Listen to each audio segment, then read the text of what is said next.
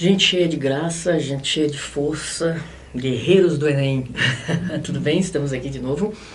Então agora a gente vai dar continuidade à aula, segundo capítulo de arte no Brasil pós 1970, tá?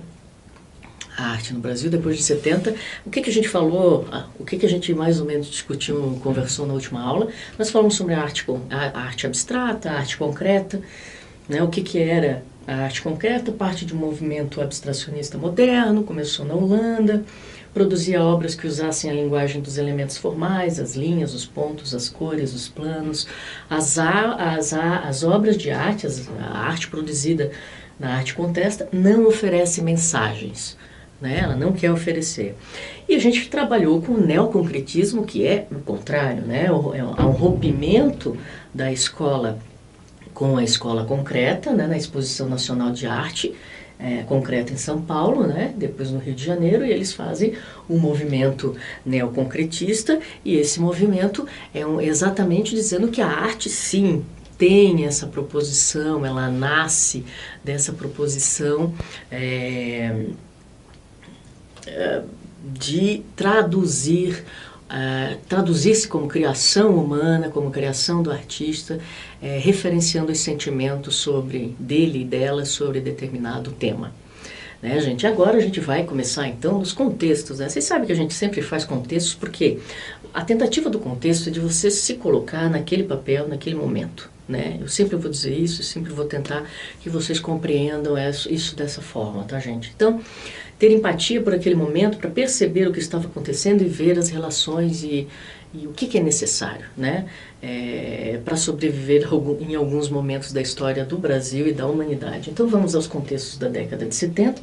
Então nós já temos aí em vigor a Guerra Fria, né, entre União Soviética e Estados Unidos, né, essa guerra nuclear que nunca foi, que não foi, não acabou sendo, digamos assim, né? Mas havia essa eterna disputa, né? E ameaça que eu vou te bombardear. Nessa época você, tua mãe, teu pai, vocês devem lembrar que muitos personagens nasceram aí, todo mundo ficou sabendo o que era KGB, né? Que era o organismo, a CIA, né, de espionagem russa, espionagem americana, 007, né, espionagem internacional, tudo nasceu por conta dessa perspectiva da Guerra Fria também, né, e se desenvolveu nesse sentido, romances de espionagem, né. Então, nós temos esse movimento basicamente no planeta, né, acontecendo, a Guerra Fria monopolizando, polarizando essa situação. E aí no Brasil, o que nós temos? A gente vai trabalhar com 1970, né? Então no Brasil, março de 64, depois de perder a sustentação popular, militares e políticos se unem, né? E derrubam o governo de João Goulart. E lá temos, tadã, a ditadura militar no Brasil de volta, né? E nenhuma ditadura é impositiva, né, gente? E não é porque eventualmente você não ouve falar em ditadura que ela não existe. Eu vou dar um exemplo bem simples, né? As pessoas confundem muitas vezes as coisas, né? Por exemplo, o nome da Coreia do Norte é República Popular Democrática da Coreia, certo? É uma república democrática? Não é. É uma ditadura, né? Então, temos que levar em consideração que, eventualmente, o que consta do nome não é o que acontece realmente no país, né? Então, nós estamos aqui no Brasil, no governo Médici, né? O governo Médici foi o período de mais absoluta repressão e violência e supressão das liberdades civis. Muitos historiadores e teóricos dizem de todo o Brasil republicano. Foi o momento mais violento. Foram mais de 50 mil pessoas presas e mais de 20 mil torturadas, né? Isso segundo dados variados, né? Você tem aí vários trabalhos realizados sobre esse momento histórico, basta você procurar, se você quiser, né? Existem fontes bem importantes e bem confiáveis, né? Aqui, manifestações, a gente tem várias manifestações, desde que a ditadura se insinuou e se estabeleceu, houve, né, muitas manifestações. Aqui é um exemplo de manifestação. Aqui no meio a gente tem alguns atores e atrizes e cantores contra a ditadura. Aqui eu reconheço assim, rapidamente a Norma Bengel, então eram atrizes e atores de novela e de cinema. Né? O que mais tem? Então você tem, nesse Brasil, você tem políticas de criação de núcleos regionais de repressão, então cada cidade, cada estado tinha o seu núcleo de repressão e que obviamente reprimia qualquer um, né? Sequestrava, torturava qualquer um que se colocasse contra o regime totalitário em questão. Né? Existia uma coisa também chamada Ação da Operação Bandeirante, que era financiada pelo empresariado brasileiro e que era composta por vários integrantes das Forças Armadas, da Polícia Federal, polícias estaduais durante a ditadura, e eles serviam para exatamente perseguir e matar as pessoas que discordavam do regime militar. Que tragédia, né? É uma tragédia monstruosa, é uma tragédia terrível viver uma situação limite dessa, sem liberdade de expressão, sem poder falar, sem poder pensar, né? Isso é muito triste mesmo. O AI-5 chegou para limitar mais ainda os direitos de ir e vir do cidadão brasileiro, né? E aqui mais um exemplo de manifestação contra a ditadura no Brasil, em 1968. Você tem várias fotos. Evandro Teixeira, grande fotojornalista brasileiro, fez inúmeras fotos desses eventos também. Isso você tem, então, em vários... Tem como buscar várias fontes confiáveis. Censura, obviamente, censura à imprensa e a atos violentos contra a oposição no Brasil, né? O Jornal do Brasil vivia sendo invadido, os jornalistas apanhavam, né? Uma situação bem complicada. O uso dos meios de comunicação para difundir uma visão positiva do país, mesmo que você estivesse vivendo com muito pouco, ou sem dinheiro, ou ainda sendo perseguido, né? A gente sabe que como a mídia funciona. O fim do governo Geisel tinha 10 mil, no fim do governo Geisel você tinha 10 mil exilados brasileiros no exterior, né? Que saíram do Brasil ou fugiram do Brasil por conta da ditadura. As cassações atingiram 4.682 cidadãos, né? E essa tortura, a tortura militar, torturou desde filhos assediou filhos de estudantes até gente mais velha, né? Então não havia perfil para ser perseguido, né? Esse era então o contexto que eu posso dizer para vocês de produção artística naquele momento.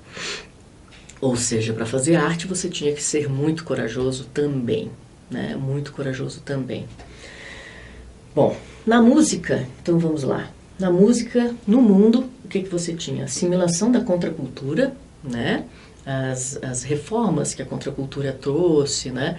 A liberdade de expressão, a cultura hippie, a música, né?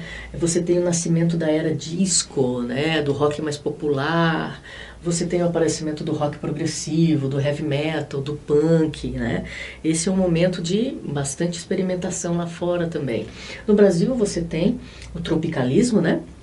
O tropicalismo nasceu a partir das influências das vanguardas da época, as manifestações da cultura brasileira. Lembra lá da fase do modernismo, do movimento antropofágico, lá da escola antropofágica, né? Aquele movimento.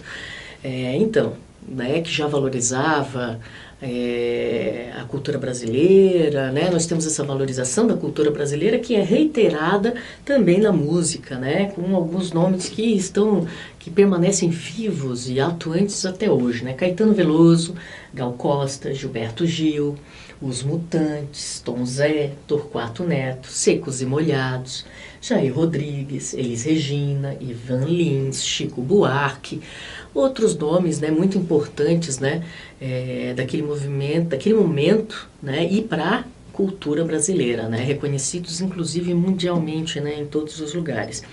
Aqui um exemplo para vocês, né, Rita Lee, Os Mutantes, em 1969, né, para vocês terem.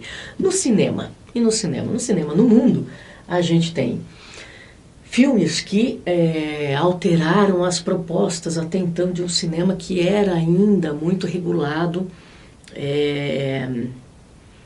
regulado por um código, né? Um código chamado Código Reis, que era um código de conduta do cinema. Não podia uma série de coisas nos Estados Unidos, né? E começou a ser quebrado com um filme chamado Easy Rider, né? E aqui você tem então essas experimentações, Perdidos na Noite, Bonnie and Clyde, Sem Destino, Laranja Mecânica, O Poderoso Chefão, são obras desse momento, né? Obras que muitas criticavam o posicionamento político, social, muitas dessas escolas, desses filmes, desculpe, muitos desses filmes criaram formas novas de produzir cinema, de falar sobre cinema, né? E muito importante. No Brasil, você tem o Cinema Novo, chamado Cinema Novo, né?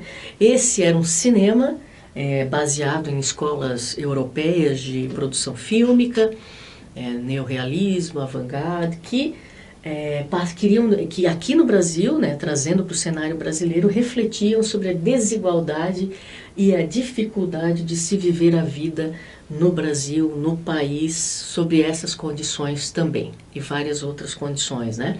Vários filmes sobre o Nordeste, né? O Glauber Rocha é o principal nome, fez vários filmes sobre o Nordeste, sobre a seca, sobre as dificuldades de se ser pobre e das pessoas não terem empatia, né, no Brasil. Então, havia, assim, o cinema marginal que também revolucionava a linguagem, né? Esse cinema marginal que revolucionou a linguagem, ele tinha todo o idealismo forjado na década de 60, né? Era um cinema de denúncia. Também nesse cinema havia a linguagem tropicalista também estava presente. E no cinema da ditadura, a ditadura permitia que houvessem as pornochanchadas. Lembra daquela frase pão e circo? Sabe, pão e circo? Você tem que dar um pouco de alimento e um pouco de diversão para as pessoas não se desgostarem do regime, né? Claro, eu estou adaptando aqui agora a esse comentário, né? Mas a pornochanchada também era isso, era o circo, né? Era o cinema nacional, que muitas vezes tentou, sim, a pornochanchada tentava criticar, tentava se pronunciar, ser mais livre sobre a ditadura, né? Mas ela era produzida com custo pouco, né? Com quase nada de investimento, exatamente para manter em funcionamento e manter essa diversão possível para o brasileiro que é o cinema. Aqui é uma cena do filme do Glauber Rocha, né? O Jardel Filho, em 1967. Existem vários filmes, eu vou colocar lá no blog para vocês verem, tá, gente? Dessa época vão ter vários filmes, vários trailers, tem passagens memoráveis do cinema do Glauber Rocha, muito críticas, né, muito severas, muito importantes também, que vão estar lá no blog para vocês verem essas passagens fílmicas, se vocês quiserem, que mostram aquele momento histórico do que era fazer arte no Brasil, tá? Na TV, o que tinha no Brasil na televisão? Nós tínhamos o jornalismo da ditadura, né?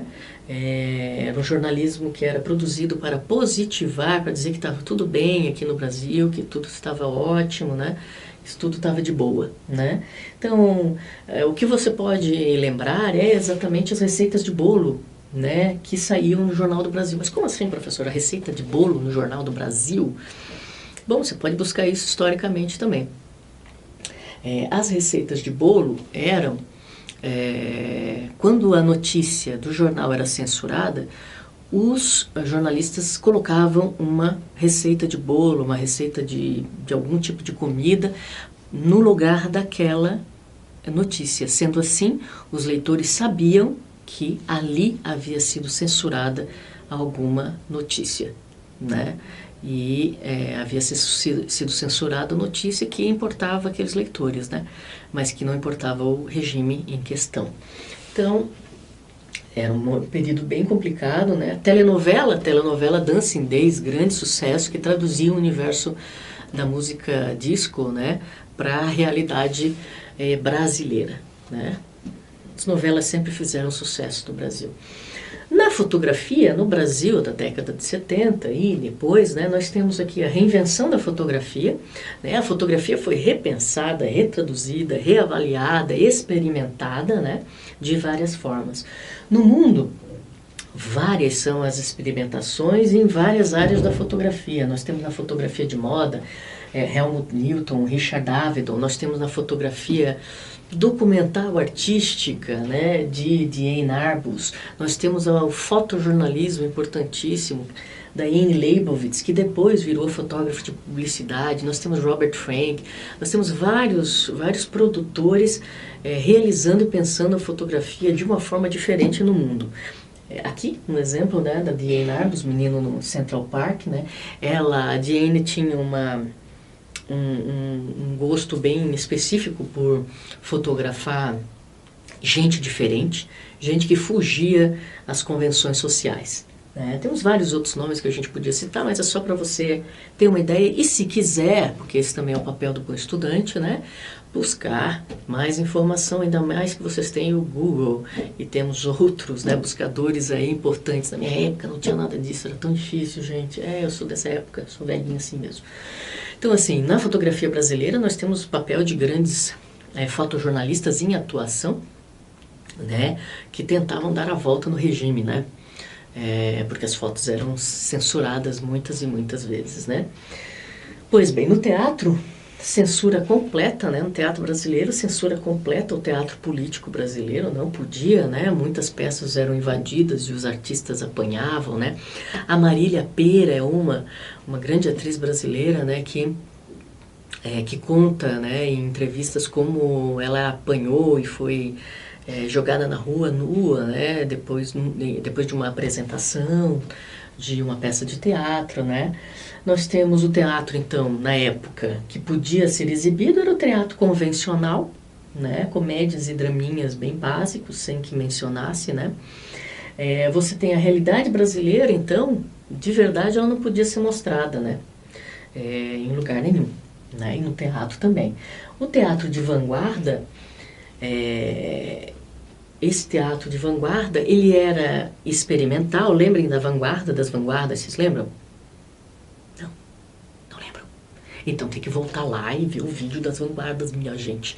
As vanguardas são sempre a vanguarda é esse grupo de pessoas visionárias e muito corajosas e ousadas, né, que resolvem, né, peitar as tradições, né, e bancar a novidade, né, até que ela se torne possível. Então, o teatro de vanguarda brasileiro era esse teatro experimental, né. Só que os censores, né, eles não entendiam a linguagem do teatro de vanguarda, então muita coisa passava ali porque os censores não entendiam, né? Lembre-se, existem documentários que você vai ver e você pode ter acesso à quantidade de peças, à quantidade de obras censuradas. Não podia isso e aquilo em novela, não podia isso em filme, não podia museu, não podia obra, não podia, e se você insistir, você vai ser preso, vai ser ou expulso do Brasil, ou vai ser torturado. Então, o teatro de vanguarda muitas vezes era uma saída porque, como os censores não entendiam, dava para produzir alguma crítica, alguma linguagem, se opor de alguma forma, né? E ter liberdade de expressão. Só que também era difícil para quem entendia, né? Porque às vezes não era massivo, né? A compreensão não era tão fácil. Então havia várias tentativas de experimentação no teatro, havia vários grupos de realizadores e realizadoras, né? Havia grupos que nasceram nesse momento, que foram muito, muito importantes para o teatro brasileiro. Por exemplo, em 1974, nasce o Asdrubal Trouxe o Trombone, né, que era uma companhia de teatro, né, de comédia, basicamente, fundada pela Regina Casé e pelo pai dela, né. e que foram muito importantes para desenvolver outro tipo de teatro no Brasil. Em 77 você tem o Teatro do Ornitorrinco, de Cacá Rossé, também muito importante, né? No início dos anos 70 você tem os Dizicroquetes, né? Que era um espetáculo de dança avassalador, fez um sucesso enorme, né? No exterior, quando foi para o exterior em 1974, 75, não me recordo, eles foram para o exterior, perseguidos aqui, né? E fizeram muito sucesso lá. Liza Minnelli e Mick Jagger foram ver, fizeram muito sucesso em Paris, porque era um espetáculo de deboche, né? E de muita crítica social, muita crítica sobre a vida naquele momento, né? No Brasil também, né? Então eles são reconhecidos por isso e são extremamente ousados e muito contemporâneos até hoje, né? Croquetes. Nós temos o teatro brasileiro, também com peças anárquicas, né? O José Celso Martinez, Zé Celso, o popular Zé Celso, né? Que vive felizmente até hoje produzindo teatro, né? Uma data bem específica e bem importante para o teatro brasileiro, nessa época da ditadura militar, que foi tão assustadora, foi o dia 29 de setembro de 67, quando no Teatro Oficina, né? O Teatro Oficina digamos, uma arena de teatro que foi resistência, né, durante toda a ditadura militar, né, eles fizeram o Rei da Vela, né, o Rei da Vela é baseado na peça do Oswald de Andrade e que passou muitos anos se considerando que essa peça jamais podia ser encenada, era possível de encenar, né. O que essa peça mostra, né? Ela é baseada, dizem, na própria vida do Oswald de Andrade, que passava por grandes dificuldades financeiras. E ele fala das dificuldades financeiras. Essa peça foi escrita em 22 ou 24, né? Então foi escrita na década de 20. E ele faz ele debocha e ele faz piada e ele ironiza a elite brasileira, né? E os seus comportamentos imorais, antiéticos, né? E todas as desigualdades sociais, né? Presentes e que continuavam presentes ainda mais agora por conta da ditadura em 67, nesse momento no teatro. Aqui a gente vê, ó, outro teatro que foi muito importante, né, que foi o Teatro Arena, aqui a Maria Bethânia, na peça Opinião, em 64 e 65, né, Maria Bethânia que canta até hoje, né. Certo. E a arte no Brasil na década de 80 e 90. Então, 64, 79, opressão, tentativas de produção, experimentação, né? E muita gente morta, muita gente desaparecida, né? Na década de 80 e 90 você tem então, colapso, né? Colapso da União Soviética. A União Soviética entra em colapso, duas políticas são colocadas em ação, a perestroika e a glasnost, né? Glasnost, transparência, e perestroika, reestruturação, né? Entra em reestruturação. Então ela se abre, há uma abertura. Na verdade, essa abertura quer dizer, estamos saindo do regime comunista, ditatorial, né? Uma ditadura, nenhuma ditadura é boa, nenhuma delas, né? Não importa se é brasileira, se é a cubana, né? Se é ditaduras não são boas, né? Ditaduras matam e ditaduras para a arte mesmo, né? Os artistas sofrem demais com a ditadura, com a ausência de liberdade, né? Então, a glasnost e a perestroika abriram. Então a queda do Muro de Berlim, que separava, né? Bizarramente separava a Alemanha oriental comunista da Alemanha ocidental, né? Democrática, digamos assim. Então, você tem a queda dessas estruturas, né? um restabelecimento novo no planeta. No Brasil, o que acontece? No Brasil, na década de 80, nós temos aqui o Brasil recorrendo ao FMI, ao Fundo Monetário Internacional, porque a crise brasileira era profunda, né? O regime militar também fez o Brasil entrar numa crise, né, econômica muito grave, né? Aí você tem um momento de várias corrupções, vários atos de corrupção sendo noticiados, aí começam a aparecer o escândalo da mandioca, o escândalo das joias, o escândalo da Coroa Brastel, o escândalo da CAPEM, são vários escândalos de desvio de verbas, de dinheiro público, blá blá blá. Aí, por fim, nós temos as diretas já, o fenômeno da busca pelas diretas já, em 83 e 84, que a princípio não deu muito certo, mas que levou finalmente ao fim da ditadura militar, né? Aqui do Arquivo Nacional, essa imagem do Fundo de Divisão de Censuras e Diversões Públicas. Isso aqui é um capítulo da telenovela Roque Santeiro, certo? Né? E aqui diz, aqui é o status do Departamento da Polícia Federal, Divisão de Censura, né, e Diversões Públicas, que diz aqui por que foi censurado, o que foi censurado, o que não podia dentro do script, o que pode, o que não pode. Né?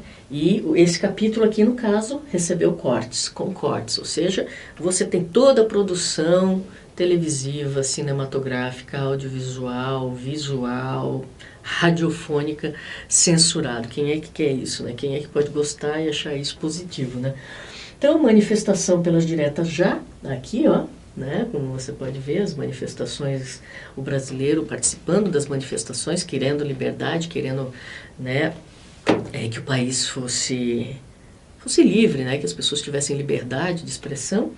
Então, o marco artístico do período da década de 80, que pode-se dizer que foi um marco, foi em 1984, no Rio de Janeiro, que houve uma exposição, né, chamada Como Vai Você, Geração 80. Nesse dia, nessa exposição, foram lançados alguns nomes que hoje são bem conhecidos na arte no Brasil e principalmente no exterior, tá? O Brasil ainda não trata muito bem os seus artistas, né? Então, a Beatriz Milhazes, Leonilson, o trabalho dele é ótimo, né? Daniel Senise, Leda Catunda, são nomes deste momento, né? A Beatriz Milhazes hoje é uma brasileira que tem quadros vendidos aí por 2 milhões, 3 milhões de dólares, né? Então, são artistas muito importantes nacionais, né? São nomes bem importantes nacionais. Década de 90, você tem, pasme, né? O confisco das poupanças do governo Collor, né? Ele confiscou a poupança de todo mundo que tinha, né? Nesse é um momento que teve desespero generalizado no Brasil, suicídios por conta disso, né? Movimento Caras Pintadas, né? Que reuniu o brasileiro em manifestação e levou ao impeachment, né? Levou ao impeachment do Collor por tudo que ele tinha feito, né? Todo o desvio de poupança. Imagina você desviar a poupança, confiscar a poupança de uma nação inteira. Já pensou nisso? Aí nós temos aqui, nos anos 90, os avanços tecnológicos dos anos 80 se popularizaram nos anos 90.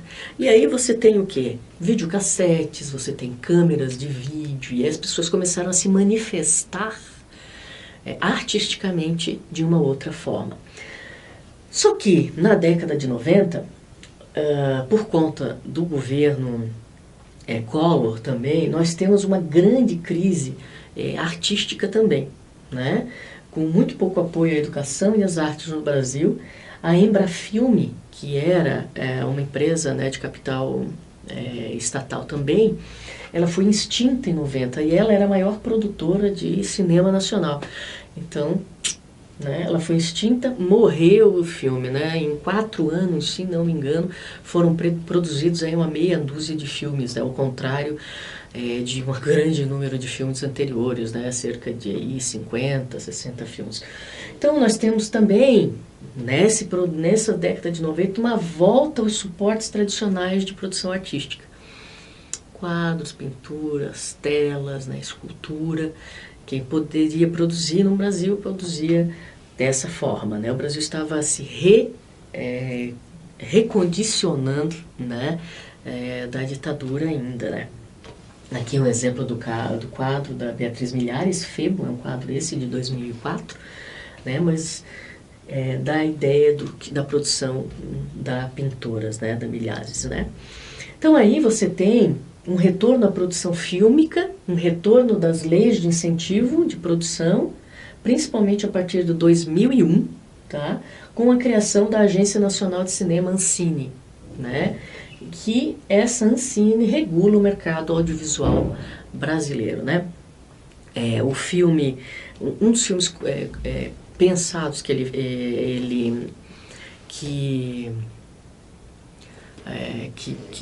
você... Existe um filme em específico da Carla Carmurati, que eu vou esquecer o nome dele agora, né, que trata sobre a princesa do Brasil, né, que foi essa revolução e que trouxe o cinema para o gosto do público brasileiro. Esse filme foi bem importante, da Carla Camurati, por conta disso, né? Porque trouxe o cinema nacional ao público brasileiro, e o público frequentou o cinema para ver esse filme, então foi bem legal mesmo. Então, produções conceituais, instalações, performances, poéticas pessoais começam a acontecer no Brasil, além dos meios tradicionais, a pintura, a escultura e a fotografia, né? Há um período então de estabilidade, começa um período de um pouco mais de estabilidade, e de liberdade, com certeza, de expressão, onde os artistas e as artistas podem produzir com mais calma, sem achar que vão morrer, né? Ou serem assassinados, ou serem perseguidos, ou terem que se mudar do Brasil para produzir arte, né? Aqui nós temos um exemplo, né, de uma instalação do Chico Machado, projeção de vídeo, né? E aí você vê essa instalação que o público podia ir lá e mexer na instalação, né? A instalação funcionava quando o público estava mexendo. Esse é um exemplo. A gente vai falar de instalações, performances em outro conteúdo, tá, gente? A gente vai falar de forma mais efetiva desse conteúdo em outro momento, tá certo? Nas próximas aulas. Veja lá. A gente com certeza vai falar disso. Então esse é um momento, a partir do final da década de 80, ali, 90, o século XXI, que nós temos como a tecnologia se espalhou, se massificou, você tem aí o começo de uma hibridização das linguagens, né? E das experimentações de ciberarte. E o que é essas linguagens híbridas? Linguagens híbridas é que unem vários tipos de produção artística com vários suportes diferentes. Então vamos pensar no seguinte: você vai fazer esculturas e vai usar um telão de áudio e vídeo, e vai ter um telão, vai ter áudio, vai ter vídeo, veja quantos suportes diferentes, né? Então, essa produção de essas linguagens, várias linguagens diferentes em uma obra só. Não uma obra física, né? Pode ser vários tipos de coisa, mas que se realizam em uma obra, né? A ciberarte, ela vai usar, né, o quê? Ela vai usar o computador, a linguagem cibernética, né, para produzir arte também, através dos algoritmos, né, do computador, essas conjunções se realizam e passam a também fazer parte do universo artístico brasileiro. Aqui alguns exemplos que vocês também podem buscar na internet, que eu deixei lá para vocês verem no blog, tá? No blog do vivianerodrigues.com você vai ter acesso aos vídeos, a artigos científicos, a livros, a outras informações sobre esses conteúdos em específico, tá, gente? Então, o Tunga produz objetos, instalações e performances bem variadas. Tem obras em Inhotim, que é um dos museus brasileiros mais reconhecidos mundialmente, né? Tem a Rosângela Renaud, que é fotógrafa, né, e produziu numa série de situações, uma série de tipos de fotografia diferente. O Efraim Almeida, né, que produz esculturas com temáticas populares, também é um nome importante. Nazaré Pacheco, que produz roupas e joias, mas quando você de longe você acha que é, nossa, que legal essa roupa, quando você chega perto, você vê que essas obras são feitas com agulhas, com lâminas de bisturi, com objetos usados. E objetos descartáveis. Michel Groisman, né, que ele faz performances com o corpo e trabalha os limites corporais, né, e Eduardo Kac, que é o pioneiro do uso das tecnologias na participação do espectador via internet. Então, tanto no museu quanto fora do museu, as pessoas poderiam interagir com as obras dele. Olha que interessante, né, Ciberarte.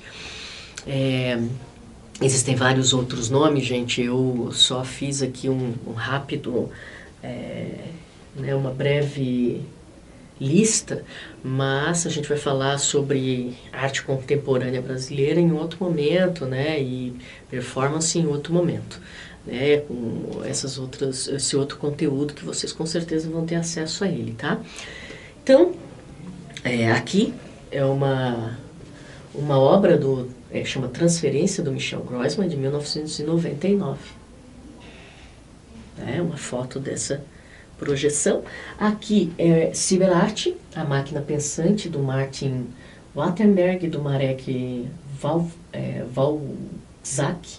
Isso mesmo, Walczak. O que é? A exibição é no museu, né?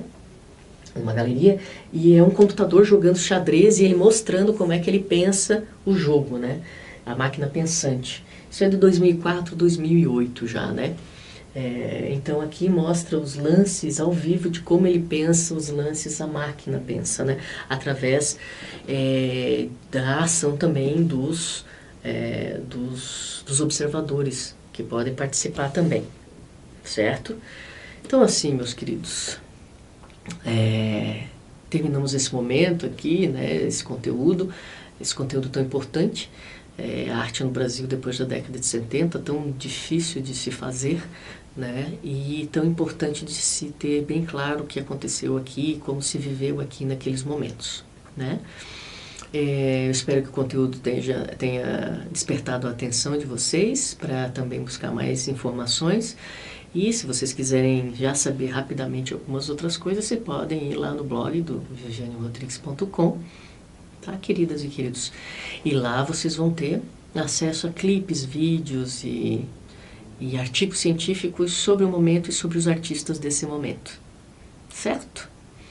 Queridos e queridas, muita força de vontade, muita energia e muito amor à liberdade para vocês, viu? Muita paz.